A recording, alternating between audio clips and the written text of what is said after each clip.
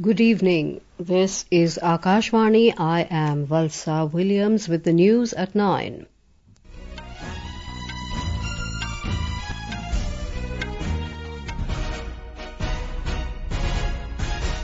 The headlines. Prime Minister Narendra Modi distributes over 51,000 appointment letters in various government departments at 16th Rozgar Mela. Says youth are now playing a major role in nation building. Aircraft Accident Investigation Bureau preliminary report reveals fuel to both engines was cut off, leading to last month's Ahmedabad plane crash. Prime Minister Narendra Modi lauds inclusion of 12 historic forts of Chhatrapati Shivaji Maharaj in the UNESCO World Heritage List.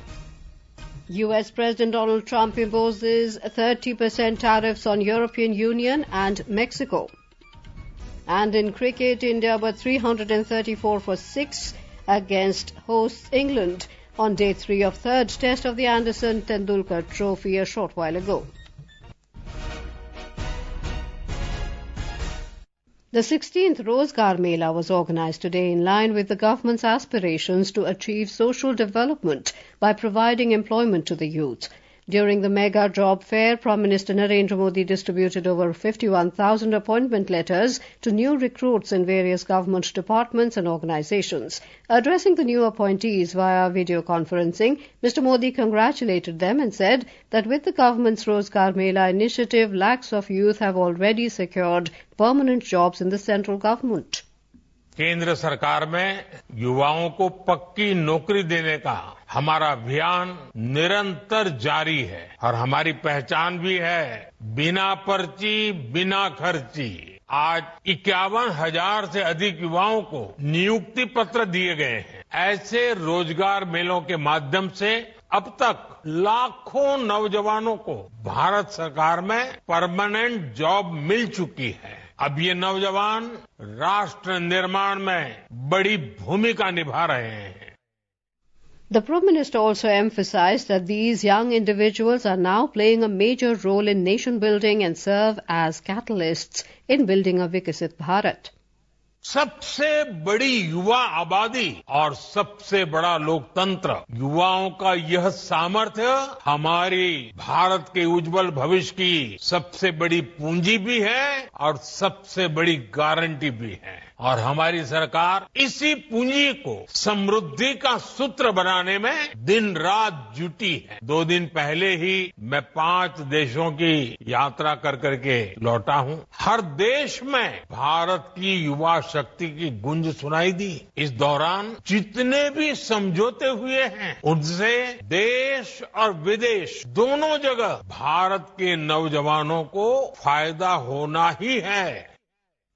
Our correspondent reports that the centre has allocated a budget of approximately 1 lakh crore rupees for this initiative, which is expected to create around 3 crore 50 lakh jobs. A report. The 16th Rozgar Mela was held at 47 locations across the country. The new recruits will join the central government in various ministries and departments. Addressing a Rozgar Mela organization in New Delhi, Union Minister Jitendra Singh stated that every appointee will also receive access to Karmyogi portal.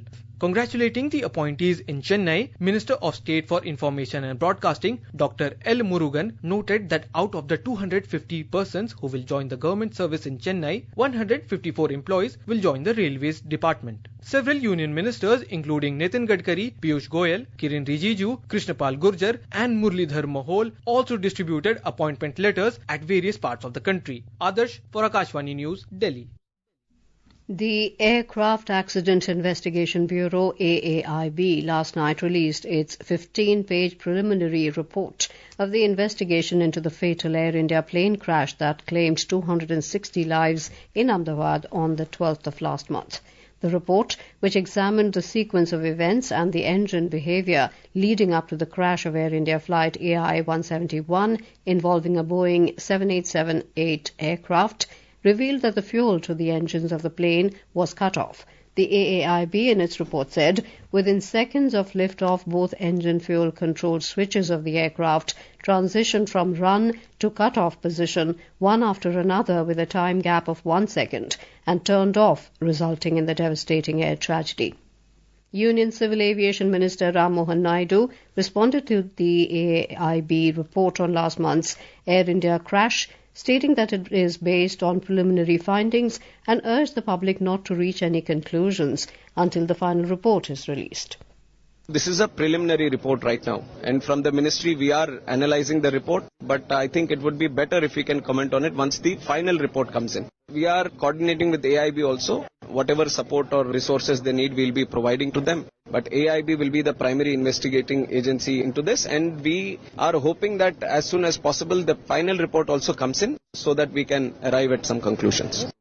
Prime Minister Narendra Modi has lauded the inclusion of the Maratha military landscapes in the prestigious UNESCO World Heritage List. In a social media post, Mr. Modi said that every Indian is elated with this recognition. He said that these Maratha military landscapes include 12 majestic forts, 11 of which are in Maharashtra and 1 is in Tamil Nadu. He said the Maratha Empire is associated with good governance, military strength, cultural pride and social welfare. The Prime Minister added that great rulers inspire the countrymen with their refusal to bow to any injustice.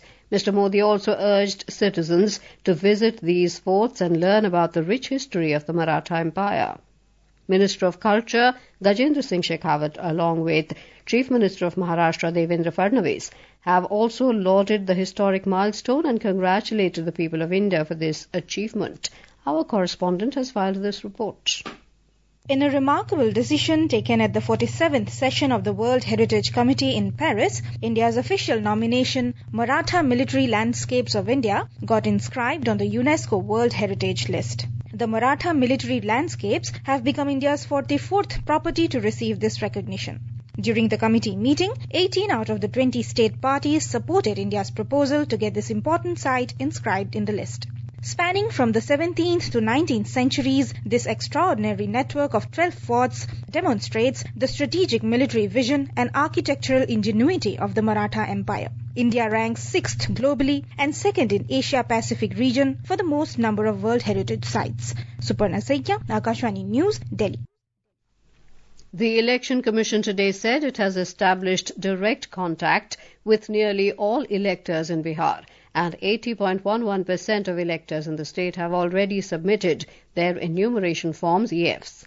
The Commission said it is moving ahead to complete the collection of enumeration forms well before the stipulated time of the 25th of July. The EC said in a statement that in order to get their names included in the draft electoral rolls to be published on the 1st of August, electors have to submit their EFs, preferably along with eligibility documents. In case any elector needs more time to submit the eligibility documents, they can submit them separately till the 30th of August. In Bihar, a meeting of the constituent parties of the opposition Grand Alliance regarding the upcoming Bihar Legislative Assembly elections was held today at the residence of Leader of Opposition Tejasvi Prasad Yadav in Patna. RJD leader Tejasvi Prasad Yadav chaired the meeting of the Grand Alliance Coordination Committee. Mr. Yadav is also the chairman of the Coordination Committee formed to discuss and finalize seat sharing and other issues among the six-party Grand Alliance members. This is Akashvani giving you the news. For quick news updates round the clock, follow us on our X handle at AIR News Alerts, and for details of stories and more, log on to our website www.newsonair.gov.in and download News on AIR app. Welcome back. You're with us on the news at 9. U.S. President Donald Trump today imposed a 30% tariff on imports from Mexico and the European Union starting on August the 1st. The new tariffs were announced in separate letters posted on Truth Social today. In his letter to the European Union, Trump said the U.S. trade deficit was a national security threat. The announcement came after weeks of negotiations with key trading allies failing to produce a more comprehensive trade deal. The 27-member EU, America's biggest trading partner, said earlier this week it hoped to reach a deal with Washington before August the 1st. At least 6 people were killed as Russia continued to pound Ukraine with hundreds of drones and missiles. 20 people were also injured in the attacks. Russia launched a massive aerial assault on Ukraine overnight, using nearly 600 drones and 26 missiles in its fourth major attack this month. Strikes targeted cities across the country with western regions, including Lviv, Lutsk and Chernivtsi, hit hard. Ukrainian President Volodymyr Zelensky condemned the attack, noting widespread damage to civilian infrastructure. At least 28 people were killed in the Gaza Strip in Israeli airstrikes. According to media reports, 4 children and 2 women were among at least 13 people killed in Deir al-Balah in central Gaza late yesterday. Another 4 people were killed in strikes near a fuel station, and 15 others died in Israeli airstrikes in Khan Yunis in southern Gaza. Meanwhile, the Israeli military reported that in the past 48 hours, troops struck around 250 targets in Gaza, including militants, weapon sites, tunnels and other Hamas infrastructure. The World Meteorological Organization has said that sand and dust storms now affect over 330 million people in more than 150 countries, causing mounting harm to health, economies and the environment. The UN body said about 2 billion tons of dust are emitted annually. Union Ayush Minister Pratap Rao Jadhav has said Ayurveda is being adopted by the whole world today. Mr. Jadhav said this at the first convocation ceremony of the Institute of Teaching and Research in Ayurveda ITRA in Jamnagar, Gujarat. He added that ITRA has an important contribution in the promotion of our ancient medical system all over the world.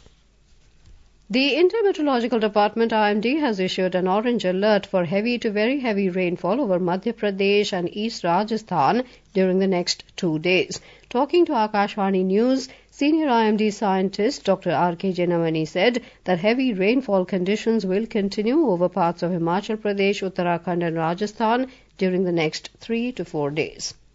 In Himachal Pradesh, due to the active monsoon, heavy clouds continue to pour rain across the state. The Met Department has forecast adverse weather conditions to persist until July the 18th. More from our correspondent. Continuous monsoon rains in Himachal Pradesh have severely affected normal life. According to the State Emergency Operations Center, landslides in various parts of the state have led to the closure of 250 roads, including 2 national highways, NH3 and NH21. In Mandi district, the Chandigarh-Manali National Highway is blocked near Charmil due to a major landslide. Additionally, 327 power transformers are non-functional and 787 drinking water schemes have been disrupted across the state. Ritesh Kapoor, Akashvani News, Shimla.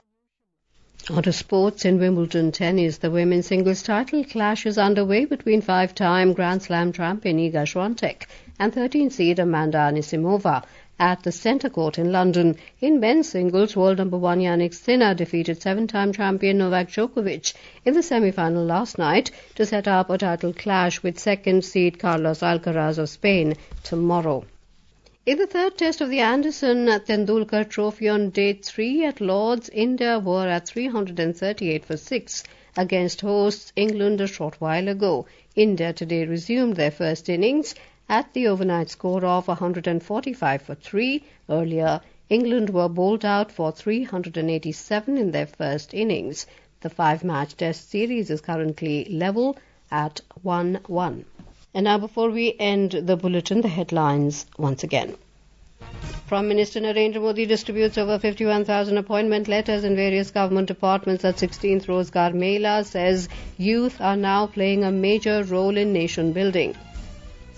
Aircraft Accident Investigation Bureau preliminary report reveals fuel to both engines was cut off, leading to last month's Ahmedabad plane crash.